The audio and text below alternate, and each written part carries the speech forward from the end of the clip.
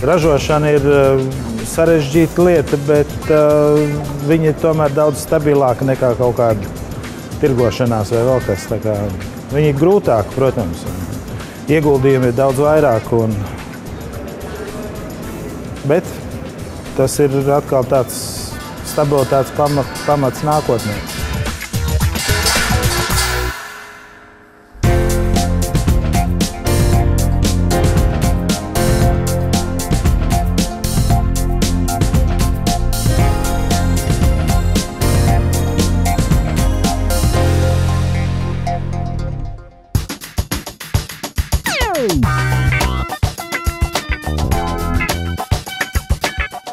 Peruza ir labas galvas un brīnišķīgas rokas.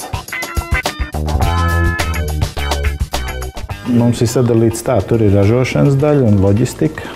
Tie ir tehnologi, pārtikas tehnologi.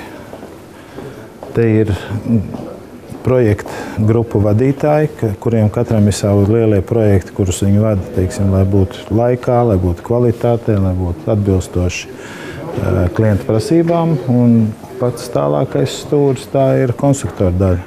Konstruktoriem ir priekšrocība, ka viņi var paskatīties no augšas, kas notiek lejā cehā. Latvijas uzņēmums Peruza, kuru vada divi inženieri Arnis Petrānis un Roberts Dlohī, īsteno miljoniem vērtus startautiskus projektus un kaļ grandiozus nākotnes plānus. Uzņēmumā ir viss nepieciešamais klientu vēlmju izpildei, pieredzējuši konstruktori, ražošanas tehnoloģi un izpildītāji. Viņi ir tie, kas no rasējuma līdz pat industriālās ražošanas prasībām atbilstošām konstrukcijām rada dažādas ražošanas iekārtas. Tās ir ražošanas iekārtas pārtikas rūpniecībai īpaši zivju apstrādēji.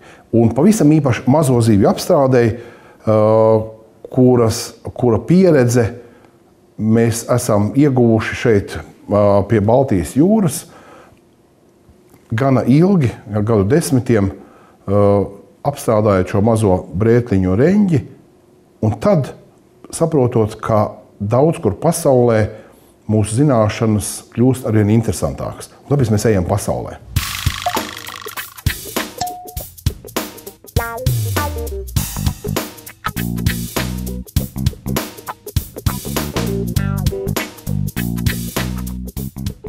Iekārta, kad mēs saņemam, viņi papīrā ir. Ja? Un tad, vai jūs varat noticēt, ka šī te ir iekārta, kas strādās? Neizskatās, ja? Bet tikai tā, kad vīri būs to iztaisījuši, viņi strādās un ļoti labi. Šitas brauc uz Filipīnām, bet ne kā papīrā. Tas, kas augšā top papīrā vai datorā, tas ir tas, ko jūs redzat šeit montāžas veidā. Ne viss top tieši šeit, jo daudzas detaļas, ko mēs šeit redzam tagad, viņas tiek saņemtas no mūsu apakšpiegādātājiem, jo mēs aizsūtam informāciju par to detaļu, kādai viņai jāizskatās. Un šeit notiek tā komplektācija un pārbauda pirms nosūtīšanas, lai pārliecinātos par to, ka viss strādā tieši tā, kā paredzēts konstrukcijā. Industriālām vajadzībām tas ir tā, ka tai iekārtai jāstrādā ir 3 maiņas un viss caur gadu. Ja? Līdz ar to, teiksim, tai uzticamībai iekārtā ir jābūt ļoti lielai. Jo bieži vien dīkstāv maksā pie lieliem apjomiem dažkārt dārgāk nekā pat tā iekārta. Konkrēti šis ir zivju šķirotājs. Šis jau ir otrs pasūtījums no Filipīnām. Pirmais viņiem bija ļoti iepaticies, un tagad mēs ar mazām modifikācijām viņu veidojām pašlaik priekš taisni konkrēti šim te zivju sortimentam, kāds ir Filipīnu jūrās.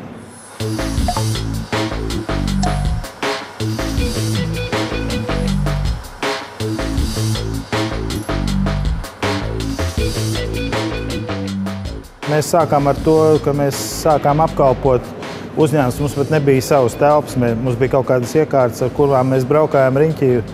Ne tikai Latvijā, tad Krievijā sākām apkalpot šos te pārtikas uzņēmumus. Iemācījāmies strādāt un sapratām, ko uzņēmumiem vajag. Un tad arī sākām nelielās sērijās mazas kaut kādas piedāvājumus piedāvāt, un ar to sākās mūsu izaugsme. Šodien Perūzē ražotās zivju pārstrādes iekārtas izmanto no Kamčatkas austrumos līdz Kanādas lielajiem ezeriem rietumos, no polārā loka Norvēģijām līdz Turcijai un Filipīnām dienvidos. Uzņēmuma īpašnieki nemaz neslēpj, ka izaugsme ir bijusi iespējama ne tikai pateicoties gadu gaitā uzkrātajām zināšanām un pieredzei, bet arī iespējai mācīties no pašu kļūdām.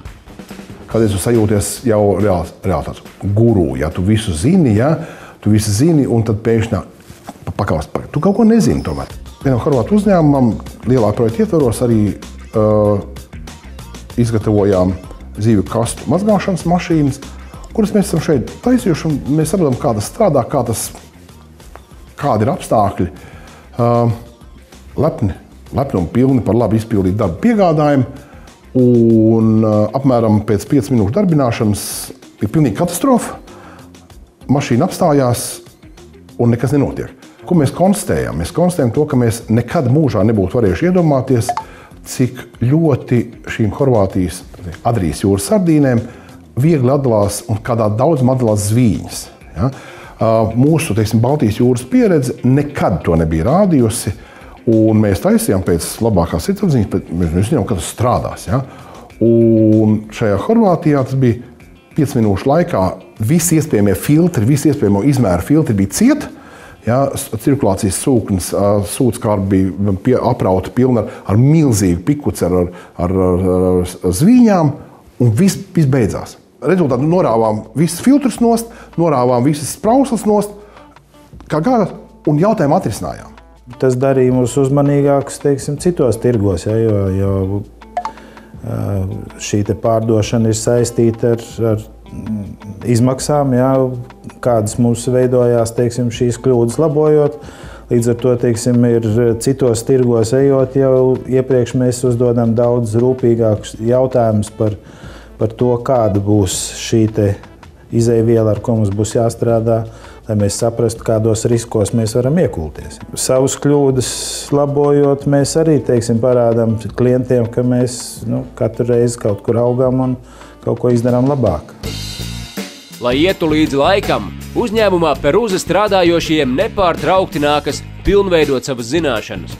Gan par pārtikas ražošanas nozares regulu izmaiņām, gan par ražošanas materiālu jauninājumiem, gan par informācijas tehnoloģiju jaunākajām iespējām. Taču ir lietas, kas mūsdienu mainīgajā pasaulē paliek nemainīgas, un tās ir rūpnieciskajā zvejā iegūstamās zivis. Zivs ir vismaz jāatpazīst no tā, pa ko iet runa, ja savādāk jau nav iespējams dot kaut vai uzdevumu. Ja. Es esmu pēc savas kvalifikācijas inženieris mehāniķis beidzis Rīgas Politehnisko institūtu un kādu laiciņu pastrādājis VFA, kas bija ļoti laba skola, es varu teikt. Ja.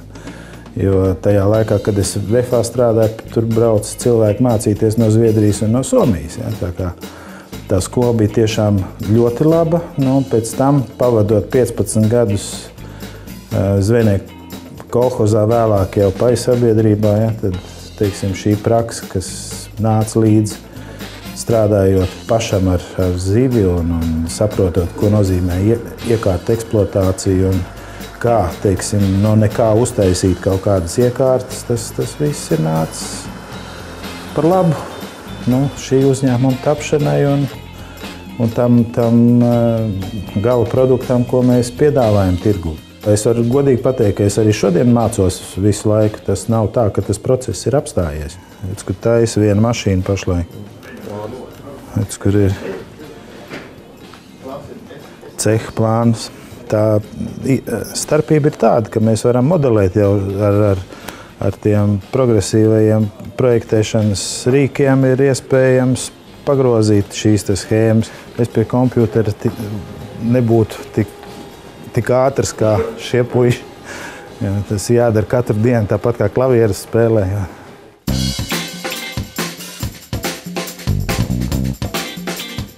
Ja jūs uztraucat par to, ka jūs apmācīsiet cilvēkus un aizies projām, vai drīzāk būtu vajag uztraukties par to, ka jūs viņus nemācīsiet, viņi paliks pie jums.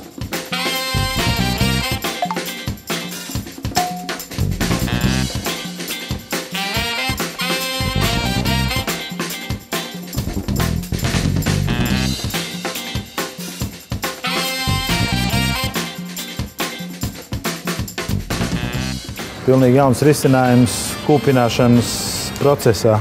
Autors tikko devās projām, un tas ir tas, ko viņš ir sazīmējis.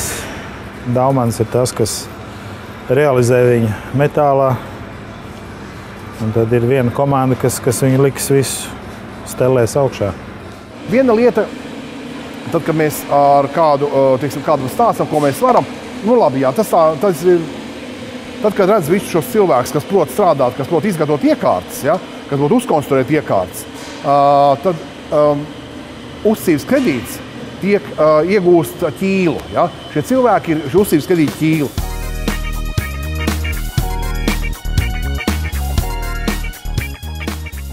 Protams, ir gandarījums par to, ja klienti atbrauc un uzslavēja. Un katrs klients, kas atgriežas, tā ir nākamā reference citiem klientiem. Ja? Tā kā bieži vien ar kaut kādiem reklāmas rullīšiem nevar panākt to, ko vien apmierināti klienti, teiksim, atsauksmes. Ja?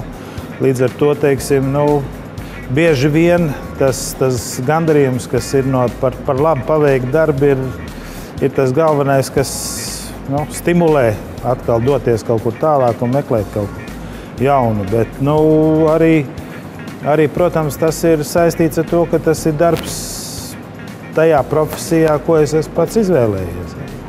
Un, ja tas nes gandarījumu, bez tam ir, protams, arī pagodinājums tam, ka mēs visas iekārtas ražojam ar uzrakstu ražots Latvijā. Ja? Tas ir atkal tāds mūsu patriotismu, teiksim, apliecinājums. Ja?